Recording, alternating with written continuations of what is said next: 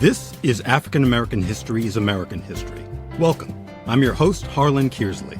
This program's goal is to foster understanding, promote discussion, and expand knowledge through stories of historical events, bios of unsung heroes, as well as timely and relevant news stories which will paint a vivid picture of the effects of segregation, discrimination, and bigotry on the lives of both blacks and whites.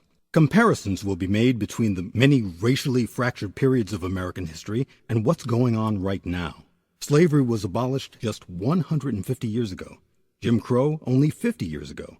Yet stop and frisk, voter ID, stand your ground, income inequality, and a host of other current problems are proof that their detrimental effects continue to be felt, and that the struggle for equal rights for all must continue.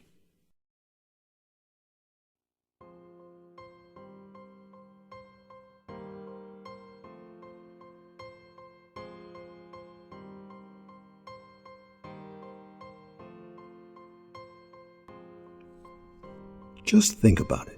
As recently as 2007, the very thought of a black president of these United States was nothing more than a plot device for disaster movies and stand-up comedians. But by the start of 2009, the Hollywood fiction turned into stark reality. Barack Hussein Obama became the 44th president of the United States, and in so doing, white America was forced to see something it had been quite content to ignore. That racism was alive and well in this country, and it took a platform of hope and change to make it visible. Do we participate in a politics of cynicism, or do we participate in a politics of hope? I'm not talking about blind optimism here, the almost willful ignorance that thinks unemployment will go away if we just don't think about it, or healthcare crisis will solve itself if we just ignore it. That's not what I'm talking about. I'm talking about something more substantial. It's the hope of slaves sitting around a fire singing freedom songs. The hope of immigrants setting out for distant shores. The hope of a young naval lieutenant bravely patrolling the Mekong Delta. The hope of a mill worker's son who dares to defy the odds. The hope of a skinny kid with a funny name who believes that America has a place for him too.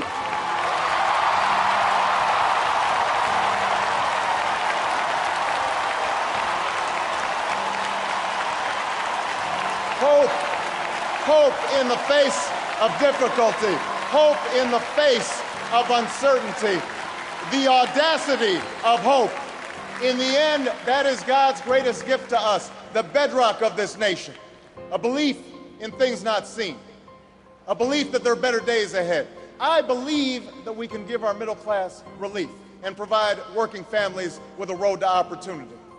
I believe we can provide jobs to the jobless, homes to the homeless, and reclaim young people in cities across America from violence and despair. I believe that we have a righteous wind at our backs, and that as we stand on the crossroads of history, we can make the right choices and meet the challenges that face us. I'm the son of a black man from Kenya and a white woman from Kansas. I was raised with the help of a white grandfather who survived a depression to serve in Patton's army during World War II, and a white grandmother who worked on a bomber assembly line at Fort Leavenworth while he was overseas. I've gone to some of the best schools in America, and I've lived in one of the world's poorest nations. I am married to a black American who carries within her the blood of slaves and slave owners, an inheritance we pass on to our two precious daughters.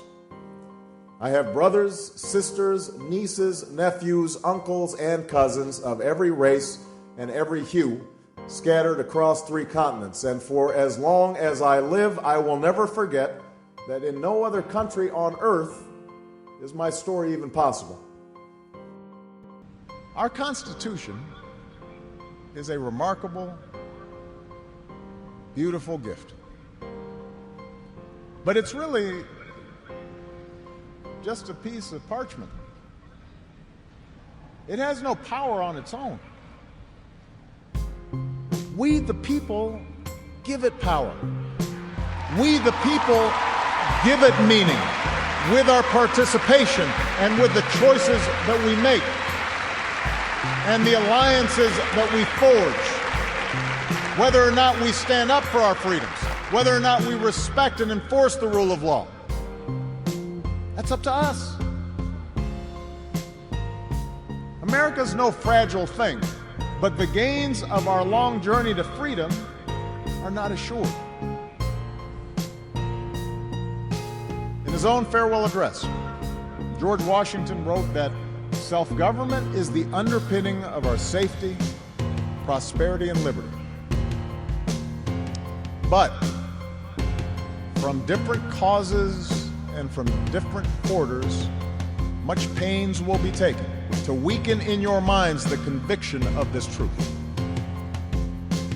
And so we have to preserve this truth with jealous anxiety that we should reject the first dawning of every attempt to alienate any portion of our country from the rest, or to enfeeble the sacred ties that make us one.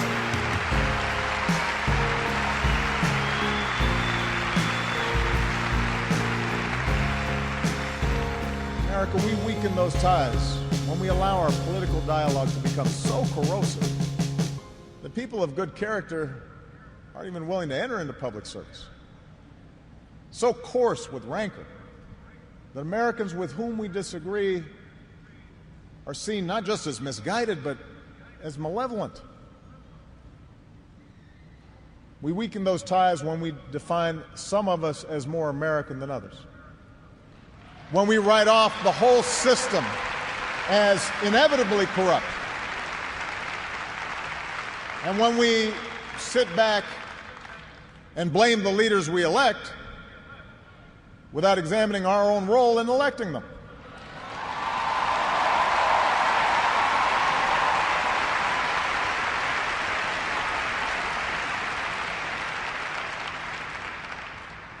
It falls to each of us to be those anxious, jealous guardians of our democracy, to embrace the joyous task we've been given, to continually try to improve this great nation of ours. Because for all our outward differences, we in fact all share the same proud title, the most important office in a democracy: citizen. Citizen.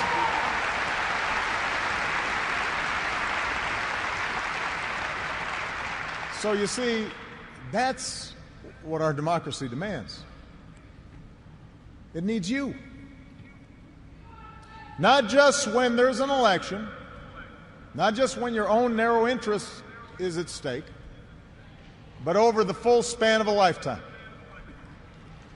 If you're tired of arguing with strangers on the internet, try talking with one of them in real life.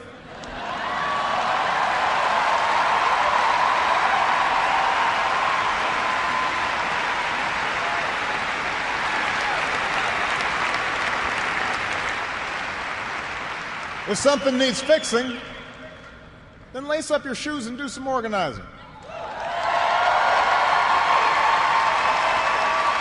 If you're disappointed by your elected officials, grab a clipboard, get some signatures, and run for office yourself.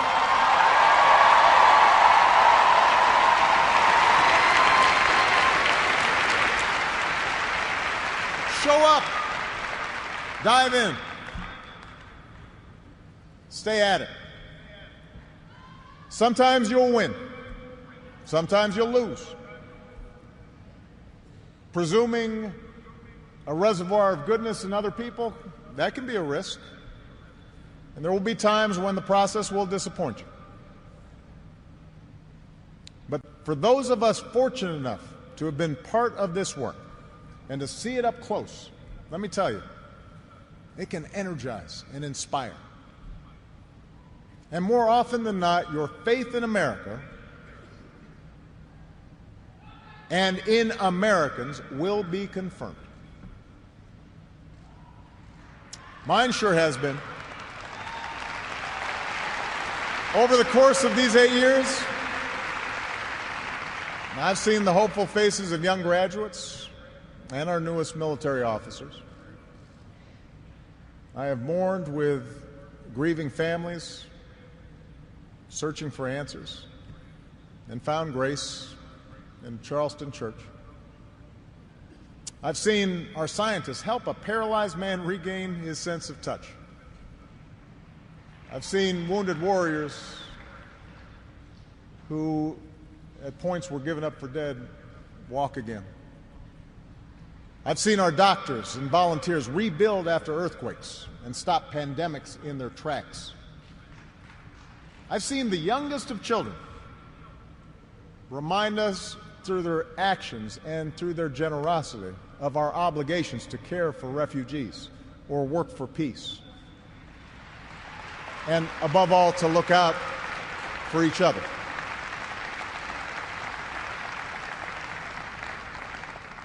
So that faith that I placed all those years ago, not far from here, in the power of ordinary Americans to bring about change, that faith has been rewarded in ways I could not have possibly imagined. And I hope your faith has too. Some of you here tonight or watching at home, you were there with us in 2004, in 2008, 2012.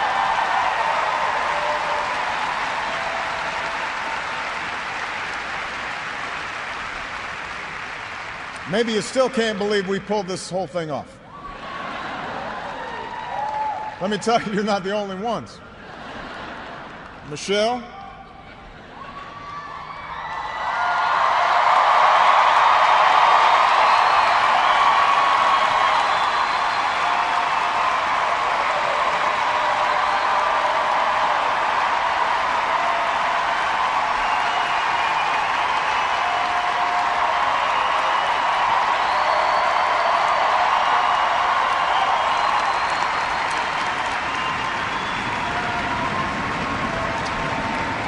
Michelle LaVaughn Robinson, girl of the South Side.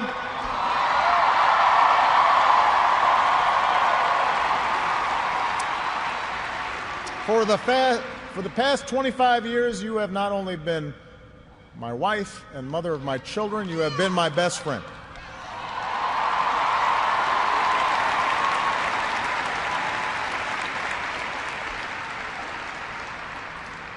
You took on a role you didn't ask for, and you made it your own, with grace and with grit and with style and good humor.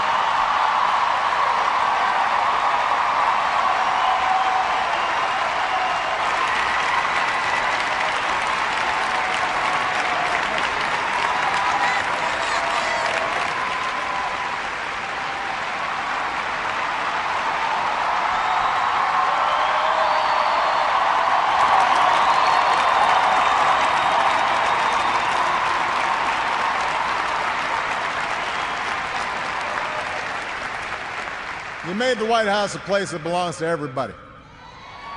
And a new generation sets its sights higher because it has you as a role model. So you have made me proud, and you have made the country proud.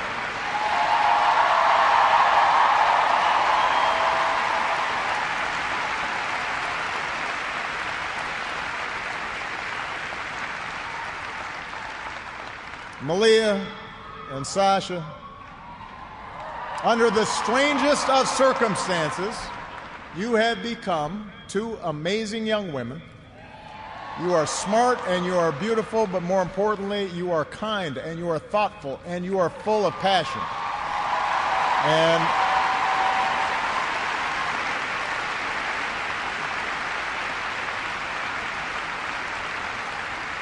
you wore the burden of years in the spotlight so easily. Of all that I have done in my life, I am most proud to be your dad.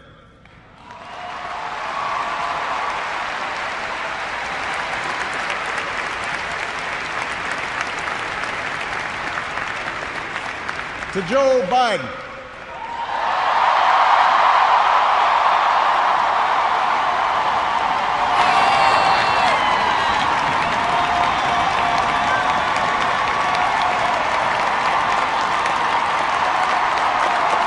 the scrappy kid from Scranton.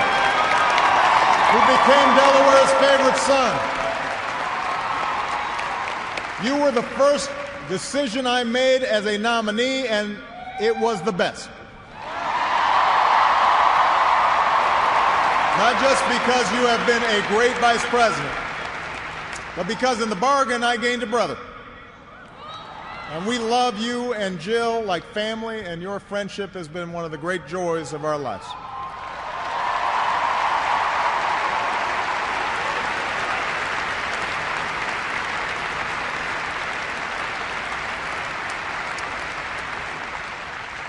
To my remarkable staff,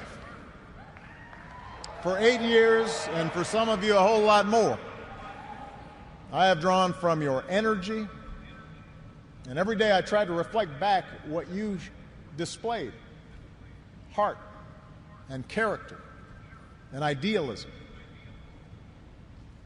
I've watched you grow up, get married, have kids, start incredible new journeys of your own. Even when times got tough and frustrating, you never let Washington get the better of you. You guarded against cynicism. And the only thing that makes me prouder than all the good that we've done is the thought of all the amazing things that you are going to achieve from here.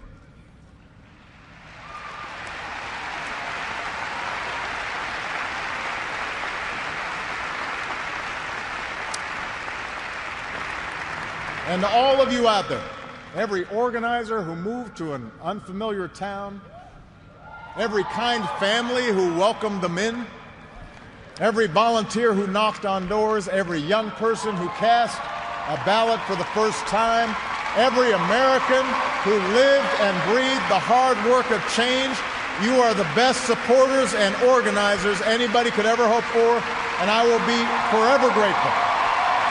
Because you did change the world. You did. And that's why I leave this stage tonight even more optimistic about this country than when we started. Because I know our work has not only helped so many Americans, it has inspired so many Americans, especially so many young people out there, to believe that you can make a difference, to hitch your wagon to something bigger than yourselves. Let me tell you, this generation coming up, unselfish, altruistic, creative, patriotic, I've seen you in every corner of the country. You believe in a fair and just and inclusive America. You know that constant change has been America's hallmark, that it's not something to fear, but something to embrace. You are willing to carry this hard work of democracy forward. You'll soon outnumber all of us, and I believe as a result, the future is in good hands.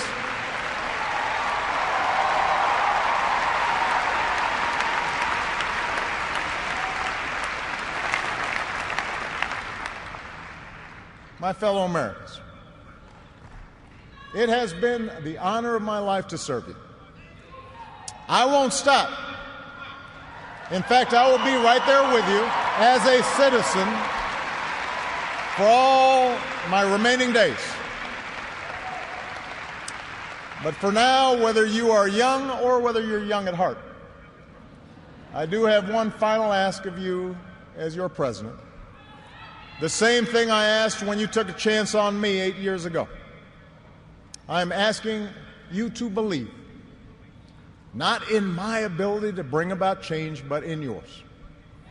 I'm asking you to hold fast to that faith written into our founding documents, that idea whispered by slaves and abolitionists, that spirit sung by immigrants and homesteaders and those who marched for justice, that creed reaffirmed by those who planted flags from foreign battlefields to the surface of the moon.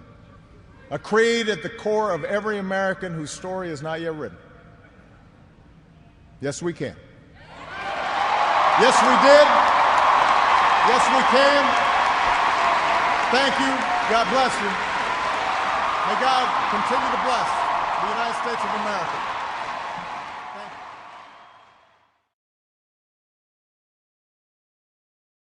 President Obama left his 2 terms in office not only scandal-free, but with the highest approval rating of any president in the modern era.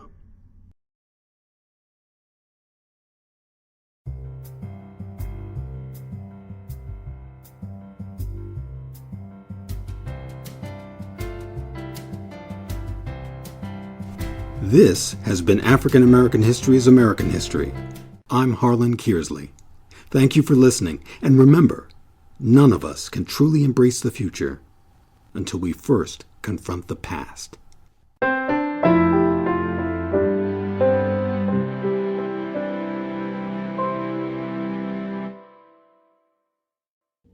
African American History is American History. Copyright H.C. Kearsley, 2017.